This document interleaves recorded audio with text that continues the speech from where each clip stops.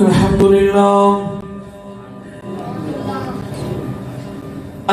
لله وكفى والصلاة والسلام على من كان نبيا وآدم بين الماء والطين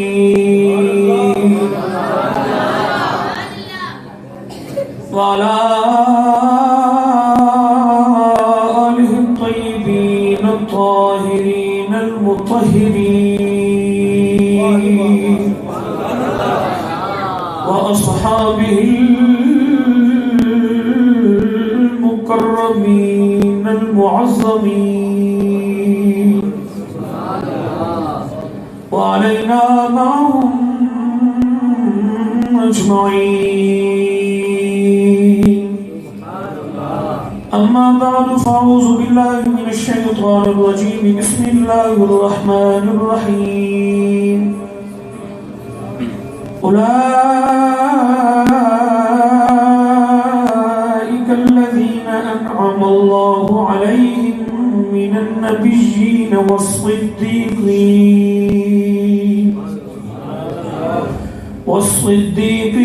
والصديقين والشهداء والصالحين وحسن أولئك رفيقا. قال الله تبارك وتعالى في مقام آخر: والذي جاء بالصدق وصدق به أولئك هم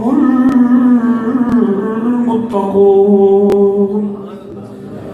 آمنت بالله صدق الله مولانا العظيم وصدق رسوله النبي الكريم الأمين. إن الله وملائكته يصلون على النبي يا أيها الذين آمنوا صلوا عليه وسلموا تسليما. الصلاة والسلام عليك يا سيدي يا رسول الله وعلى آلك وأصحابك يا سيدي يا حبيب الله. الصلاة والسلام عليك يا سيدي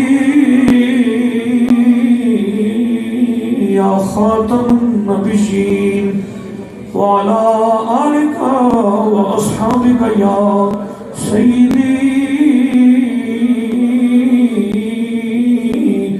يا خاتم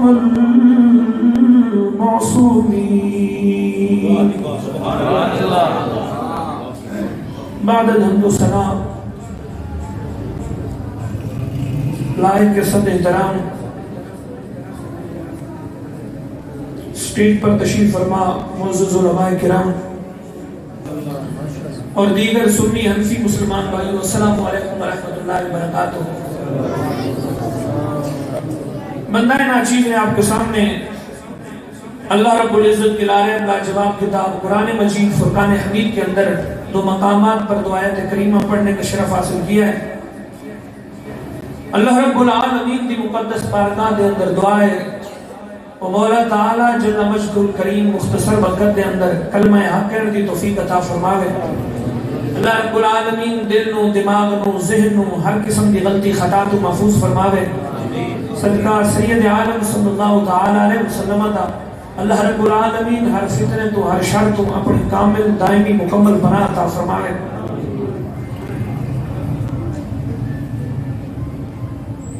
اللہ رب العالمین دا کروڑاں شکر ہے کہ اس ذات کریم نے مسلمانوں نو یہ مل بیٹھن دا یہ لمحہ، یہ لحظہ، یہ ساعت، یہ گھڑی عطا فرمائی. بڑی ذلت دے نال، بڑی عاجزی دے نال دعائے اس لا یزال لجپال دی بارگاہ دے اندر کہ ہر چھوٹے وڈے مسلمان دے تشریف لے آنو اللہ رب العالمین اپنی بارگاہ دے اندر قبول فرماوے اور قبول فرما کے دنیا آخرت دی سرفرازی دا سبب تے ذریعہ بڑھاوے. ساڑی خوش قسمتی ہے کہ اللہ رب العالمین نے سانو امام برحق خلیفہ بلا فصل خلیفۃ الرسول یار غار افضل الخلق بعد الرسول حضرت سیدنا صدیق اکبر رضی اللہ تعالیٰ عنہ دا عرس مبارک منانا دا موقع اور سنو شرف عطا فرمایا. لیکن یاد رکھنا انسان دی منزل مقصود فقط مل جل کے بیٹھنا نہیں بلکہ ان مجلسوں کے اندر تہیہ کرنا ہے سیدنا صدیق اکبر رضی اللہ تعالیٰ عنہ دا اس مبارک منا کے اساں اپنے آپ نو سید الانبیاء صلی اللہ تعالیٰ علیہ وسلم دی سیرت طیبہ دا اونج نمونہ بنانا ہے جنہیں پاک صدیق اکبر نے اپنے آپ کو بنایا. اور اس امتحان کی تیاری مقصود ہے جس پہ فیل یا پاس ہونے دا فیصلہ میدان قیامت دے اندر اللہ رب العالمین نے سنانا ہے. اگر یاد رکھنا ہے ان اجتماعات دے اندر یہ جمعات دے اندر عیدات دے اندر ان محافل دے اندر اکٹھ کر کے اللہ رب العالمین کی خوشنودی حاصل کی جا سکتی ہے لیکن اپنے فیل یا پاس ہونے کا نتیجہ نہیں معلوم کیا جا سکتا جب تک وہ دن نہ آ جائے جس دن دوبارے میرے آپ کو مولا نے فرمایا ہے کہ میدان قیامت لگنا ہے تو اس دن ہر ایک نو حق دی کسوٹی دے پرکھیا جانا ہے وہ میدان لگنا ہے. اور اس کا اعلان ساڑھے محمد رسول اللہ صلی اللہ علیہ وسلم نے فرمایا ہے اگر اس دن سانو کامیابی مل گئی تو ان اجتماعات دے اندر اسی ناز کریں گے خوشیاں مناواں گے کہ یا اللہ تیرا کروڑا شکر ہے کہ پاک صدیق اکبر دی محفل جیسا اور سے جیسا آج وہی محفل وہی اجتماع ساری بخشے دا ذریعہ بن گیا. اس محفل دی برکت نال اللہ رب العالمین نے سانو انعام و اکرام نال نوازیا ہے. تو جنہیں نہیں ہے ان محافل دے اندر ان اجتماعات دے اندر کل میدان قیامت دے اندر وہ لوگ پچھتان گے اے کاش دنیا دے اندر اساں بھی ابو بکر پاک دی مجلس دے محفل دے اندر جاندے سانو بھی میدان قیامت دے اللہ رب العالمین دی طرف انعام و اکرام مل جاندا. میں اس مجلس دے اندر وقت زیادہ نہیں لینا دو چار گلاں صرف عرض کرنیاں نے. اصل خطاب علامہ صاحب فرمان گے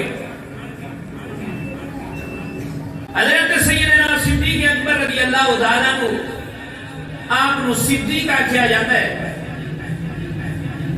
میں لفظ صدیق تے مختصر کی گفتگو کروں گا کہ اندر اللہ رب العالمین نے مقام صدیقیت کو مقام نبوت کے بعد ذکر فرمایا ہے.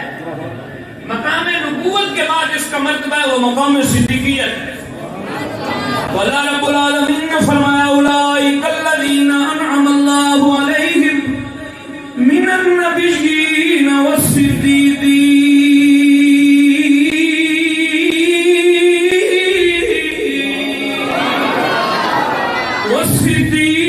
والشهداء والصالحین وحسن اولئک رفیقا.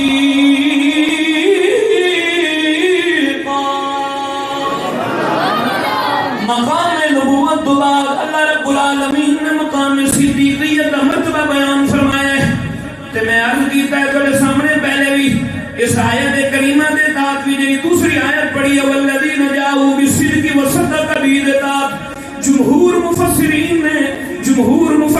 نے صدیق مراد حضرت ابو بکر نے لیا. لیکن اللہ رب العالمین نے کئی جگہ پہ اولئک هم الصادقون کا لفظ استعمال فرمایا ہے. صدیقون جمع دستا ہے لفظ کے سارے صحابہ صدیق نے جنہاں نے رسول اللہ کی تصدیق کی ہے سارے صدیق نے پر انہاں دے اندر بڑھ چڑھ کے جنہیں رسول اللہ کی تصدیق کی ہے سیدنا ابو بکر نے. اس صدیق کا اعزاز اللہ رب العالمین نے حضرت ابو بکر کو عطا فرمایا ہے. تے صدیق کا اعزاز نہ رسول کریم نے بھی عطا فرمایا ہے. کئی نصوص کو ثابت ہے کہ میرے پاک نبی سرور صلی اللہ تعالیٰ علیہ وسلم نے حضرت سیدنا ابو بکر کو صدیقہ کیا ہے.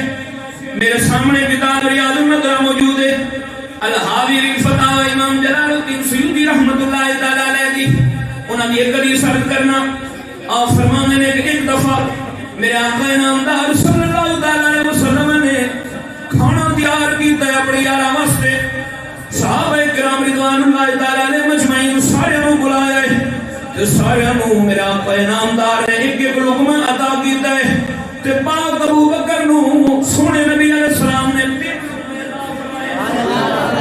تین لقمے عطا فرمائے نے، جدوں تین لقمے عطا کیتے نے حضرت سیدنا عباس رضی اللہ تعالیٰ عنہ نبی علیہ السلام نے چچا آپ نے وجہ پوچھی، یا رسول اللہ باقیاں نو تسی ایک ایک لقمہ عطا فرمایا تے ابو بکر نو تین لقمے عطا فرمائے نے، تے میرے پاک نبی سرور صلی اللہ تعالیٰ علیہ وسلم نے جواباً فرمایا جدو پہلا لقمہ دیتا ہے ادو جبریل نے کیا اے عتیق تینو مبارک ہوئے، آواز نہ رکھو سبحان اللہ سن کے تے خوشی میں کہ واقعی یار جاگدا ہوا مجمع ستا ہوا مجمع نہیں، فرمایا جدو پہلا لقمہ دیتا ہے تے جبریل نے کہا اے عتیق تینو مبارک ہوئے، حضور فرمانے نے جدو دوسرا لقمہ میں دیتا ہے تے میکائیل نے آگے کیا ہے اے رفیق تینو مبارک ہوئے، حضور فرمانے نے جدو تیسرا لقمہ میں دیتا ہے اللہ رب العالمین نے میں خود فرمایا صدیق نو مبارک تو سیدنا ابو بکر نو اللہ تعالیٰ دی طرف عربہ اور انعام ملے ہیں۔ اسی طرح ایک حدیث حضرت سیدنا ابو ہریرہ رضی اللہ تعالیٰ عنہ کو مروی ہے کہ نبی پاک صلی اللہ تعالیٰ علیہ وسلم نے فرمایا